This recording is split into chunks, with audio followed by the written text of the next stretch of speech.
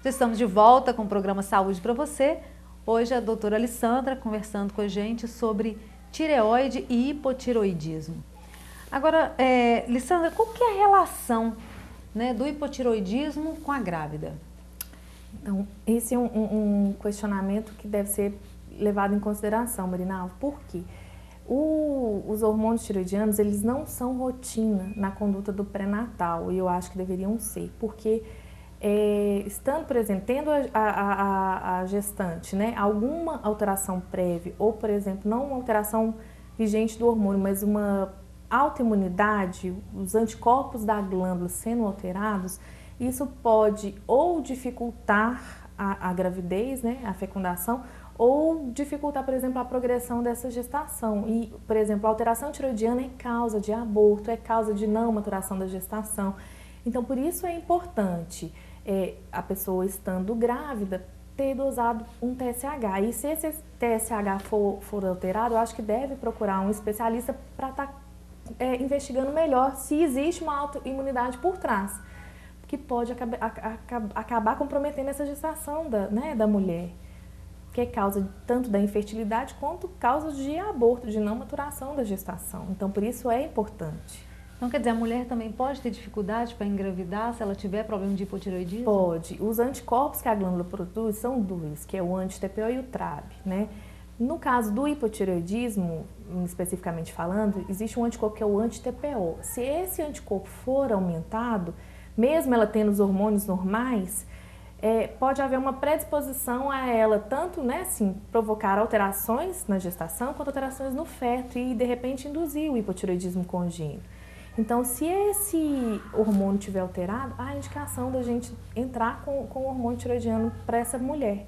Se ela tiver um TSH acima de 2,5. Aí a gente tem sempre que manter os níveis mais baixinhos dos hormônios tireoidianos dela para a gente garantir e conferir uma gestação mais adequada. Quer dizer, então uma mulher que tem problema com hipotireoidismo, ela pode, se ela estiver grávida, ela pode ter um aborto e às vezes nem saber por quê. E nem saber. E aí, o que eu falei, que hoje em dia está muito mais frequente, a gente sempre está dosando os hormônios, mas pode acontecer da gente não pedir um TSH na rotina do pré-natal e, de repente, durante a gestação, evoluir para uma causa de aborto e de repente, for aquilo, entendeu? Uhum. Então, por isso que é importante na rotina, a gente sempre está solicitando para poder garantir uma gravidez tranquila. Agora, Alessandra, e para o idoso, é mais complicado? O idoso, ele sofre variações metabólicas muito mais, ele é muito mais sensível a essas variações. Como a tireoide produz os hormônios que controlam vários órgãos, o idoso sofre muito com isso. Então, principalmente a questão da demência também, que é um outro fator causal para os distúrbios tireoidianos, a gente tem que estar preocupando em associar. Porque, por exemplo, assim, um hipotireoidismo que a gente não comentou, subclínico, que é, por exemplo, uma alteração parcial, né, uma disfunção parcial da glândula tireoide, numa pessoa normal, num adulto jovem, não repercute nada. No idoso, ele pode ser a causa da demência ou causa de confusão mental. Então, a gente tem que ficar atento, porque os idosos, eles são mais, assim como as crianças, como se diz, os dois extremos, eles sentem muito mais as alterações hormonais. Então, por isso que, de repente, no idoso, como uma alteração leve da tireoide, que a gente não trataria num adulto jovem, no idoso, acho que valeria a pena a gente, né, relevar e, de repente, estar entrando com a medicação. E o tratamento, Alessandra? Basicamente, o tratamento, então, do hipotireoidismo é com o hormônio tireoidiano, que é a levotiroxina, né? Existem algumas outras medicações que podem estar interferindo na absorção dessa levotiroxina. Então, por exemplo, o omeprazol, que é muito comum na nossa prática, né?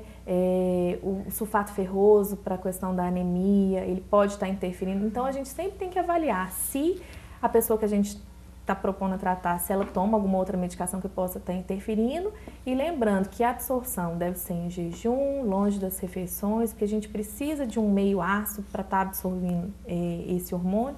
Então, isso garante que a pessoa, né, assim, vá receber bem e ter uma boa resposta ao tratamento. Agora, tem cura? De acordo com a questão da autoimunidade, não existe cura de tireoide. Uma vez que a gente se propõe a tratar, ad eterno, o paciente será tratado. Existem períodos de remissão, que é, por exemplo, a pessoa consegue ficar um bom período em eutireoidismo, que a gente chama, que é a glândula fica normal sem uso de remédio.